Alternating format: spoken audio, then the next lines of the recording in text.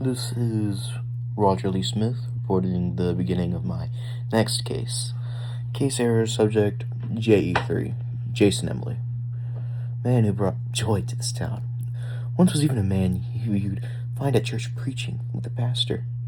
He was a good man, Jason, but now something feels wrong. It's not entirely him, but it's this town. People hear a breath of his name and it feels like the entire room just shifts in an instant. I've tried talking to anyone and everyone in this town, but I have nothing to start this case off. I don't even know why I was put in charge of this case. I wish the boss had some reasoning before walking out on our team to leave us for confusion and possible death. After all, Jason Emily is dead. I'll try to report back tomorrow, if possible. End of log.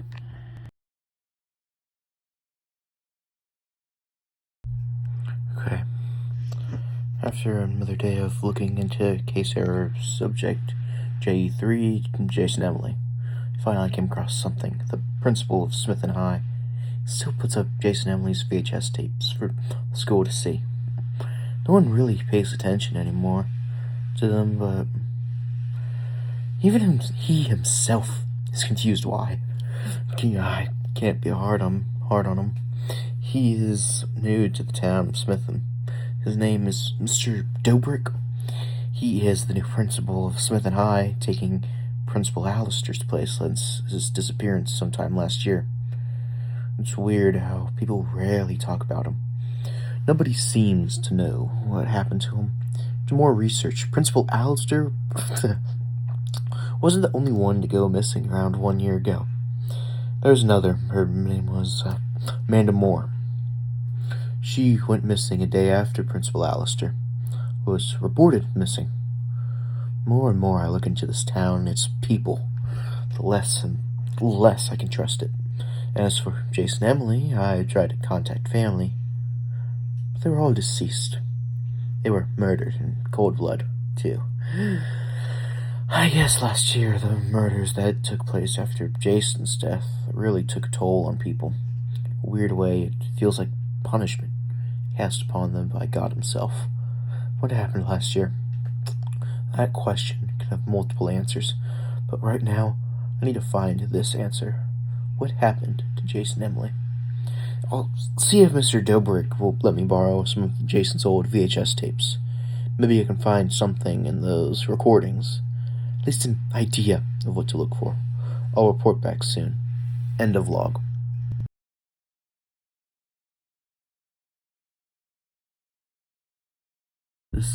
This is Roger Lee Smith. I'm here to report what new information I have gathered on case error about subject JA3, Jason Emily. I watched 2 tapes that I got my hands on. At first, I found nothing. Just Jason talking to the school about some heading year, but I noticed these eyes in the recording. They showed up for a split second.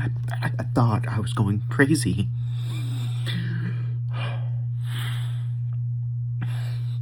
But no, they were real. I just know it. Then the tape continued until Jason turned different colors. I don't know. It was really confusing.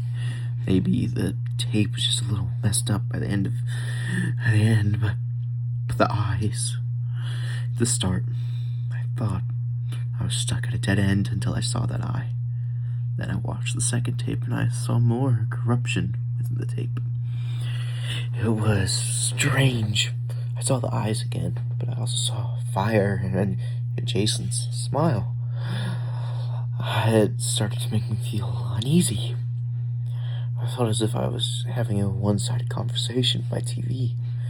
It's almost like I could feel his presence in the room with me.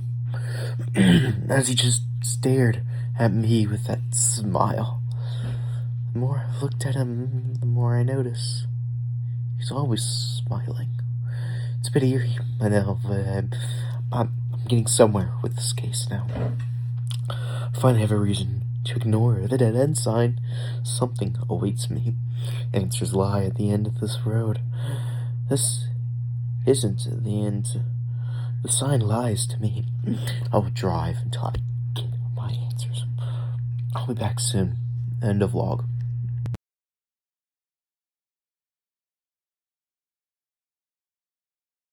I, I understand him now. I've seen the second week of summer school tape. This world isn't some fantasy land that Jason made for his friendly aesthetic. This world that he has crafted was by him. More specifically, his mind. This world was created by Jason, and this power he possesses, the dress up for the weatherman or sportsman, it's all just fun to him. To be fair, he was a theater kid, so he probably wanted to keep the news fun from him. And it was an idea he conjured up by himself.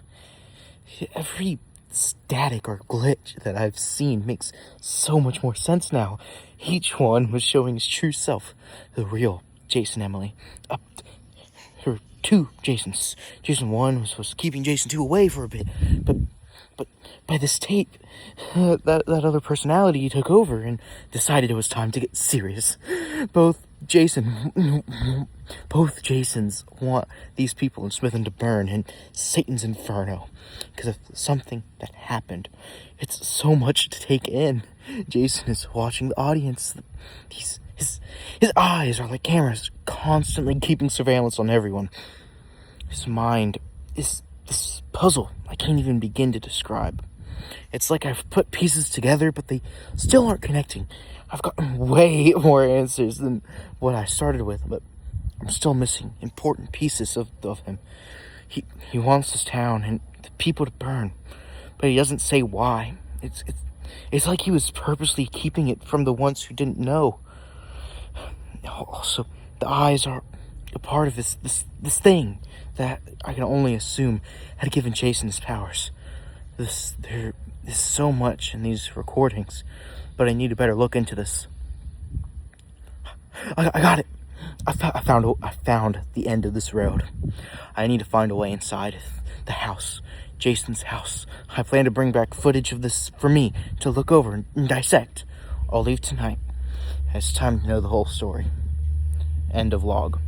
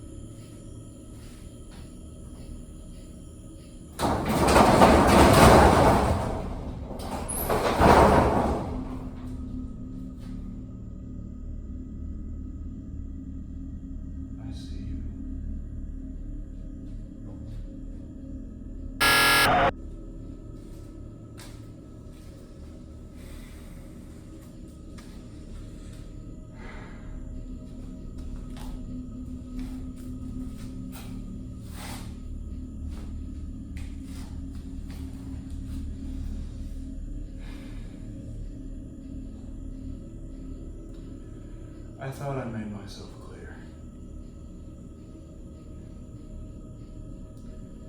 Stay out of my way. That is what I told all of you, not just your pathetic little research group.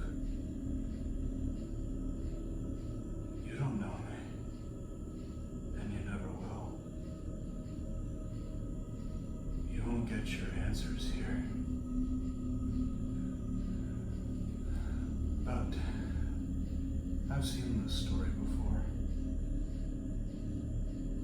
This little game that we play. You're not gonna like how it all ends.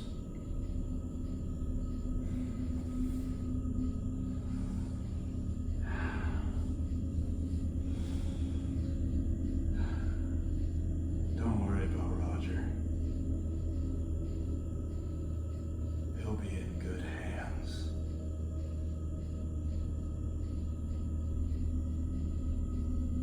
Just remember these two things. I said it before, and I will say it again. Take this as mercy. Don't worry. I'm only gonna bash his brains in and then tear him apart. I promise to make his death fast. Can't say it will be painless, but it'll be fast. But take this as your final warning.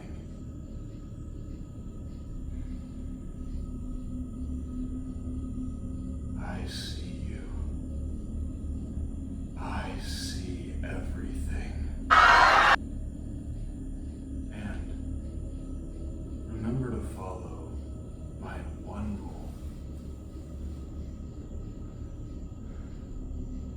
Stay away from the dark.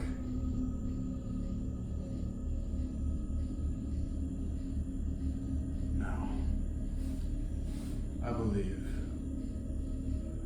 I need to get to work before someone wakes up. Hold your crosses close. End of log.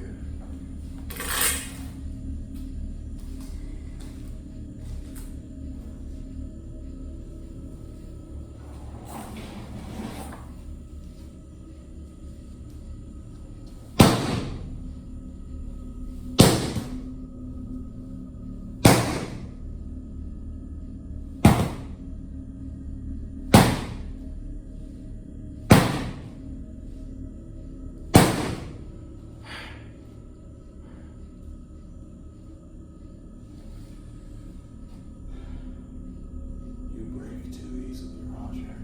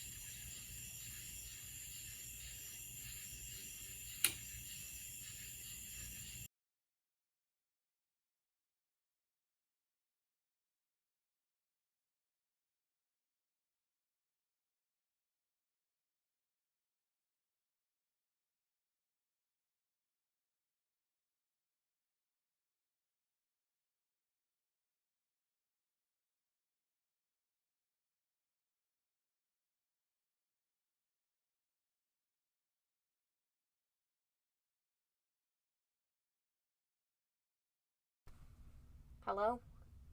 Oh, it's on. My name is Riley McGee Hagan. I'm here to cover my team's case titled Error, with our subject being Smithon High's broadcast host, JE3, Jason Emily. Now, originally, Roger was the head of this case, but now Chris is, ever since Roger was reported missing. I was told to look through Roger's evidence and see what I could find, so I watched these 3 VHS tapes I found in his office. And after watching them, I honestly just feel like Roger was on drugs. I didn't see anything wrong with the tapes, yet he kept talking about how the tapes had these... issues? I don't know. Something was catching Roger's eyes, but I haven't seen anything. He was probably on something, and then that he saw something within the old tapes. Roger was very funny last time I saw him. He was just describing what he saw in paragraphs, and he sent him to Jackie to draw out. Now, I don't remember Jackie saying if she had drawn out Roger's insane ideas or visions, but the paragraphs were very lengthy, with what looked like very specific details. I can't say much else for that, but I wonder if Jackie did draw something out of that information. The only thing Roger was right about was this town's way of hearing Jason's name. No one talks about him since his death. Jason passed, then shortly after his entire family was murdered. And I can only assume it was someone with a huge grudge. I wonder what got that person so upset. Why a whole family? More specifically, why Jason? He was a holy man, and a nice guy from all the broadcasts and him helping around this town. I don't have much else, but I'll keep at it for some more answers. I'll probably check on Jackie or Aaron next. I gotta see what other people have found out, because right now, I can't say I found much. This is all I got. Riley McGee Hagan, signing off.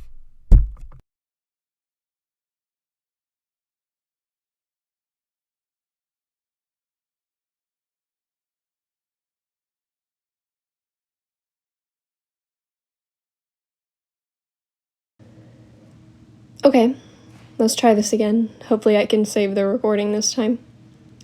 Hello, my name is Tiffany Ray Sanchez. I'm a new employee at the Smithon Research Institute, and I have been put on my first mission. This mission is case error subject JE3, Jason Emily. Now, oddly enough, I actually met Jason in person before. I gotta say, he was such a great guy. I was sad to hear of his passing, and then of his family's passing after. It was probably the moment when heaven's light flickered on our town. I pray that they are resting well, but something has started up in this town. This whole case started when one of our workers found this person standing in the rain looking up to a tree in Jason's backyard. It's weird to think about. They described the suspect as a tall figure dressed in black with this lamp in their hands, giving off this purple glow. They tried to get close to them, but they disappeared in the flash of lightning. It's strange. That doesn't just happen here in Smithon. Some of the old people say that the demons are coming to take control, to get rid of God and take over the town. Personally, I don't believe demons would have the nerve to come here. We have built this town because of our faith, and we want to keep it going strong no matter what. So far, we have no leads, and I have nothing to do but to talk to Jackie about this, since she was put in charge of the case when Roger went missing. I hope they find him. That's all I have for now. I'll report back tomorrow. End of log. This is Jackie Grace Pullman, here to discuss my information on case error, subject being GE3, Jason Emily. This has definitely been my hardest case yet. I've seen some crazy things, but this one makes me feel uncomfortable. Roger wasn't lying about this town going quiet at the mention of Jason Emily and his family. I don't understand why we're doing this case. Jason was a good and holy man who was always at church and even preached with Ted Thompson, our normal pastor here in Smithon. I don't understand why anyone would want to kill him or even harm the guy. His family was also innocent. Something lies within this town, and it's something sinister. It's like the entire town knows who did this and they refuse to speak about it because they know hell will break loose when people start talking when they shouldn't be. Smithon is a place of God and love and acceptance, but Acceptance seems to have its limits in terms of truth. It feels like the entire town has taken one more thing. Guilt. This town knows what happened and they refuse to speak. It's sickening almost. Other than that, Roger was going nuts last time I saw him. He sent me these paragraphs of some sort of glitches working Jason's old VHS tapes, and he wanted me to draw them out. I took 2 months of art school and dropped out, but I did put some together. And I don't like him. It's not that the artwork is awful, but it's just the way these things feel when you see him. It gives me this strange feeling of fear. I've seen scary movies before, but these aren't fake props or set pieces in the background of an investigation. They're real. They feel real. I plan to bring these pieces to either Aaron or Riley at some point, but until then, I'm going to keep them in my desk. That's all I've gathered so far. Bye.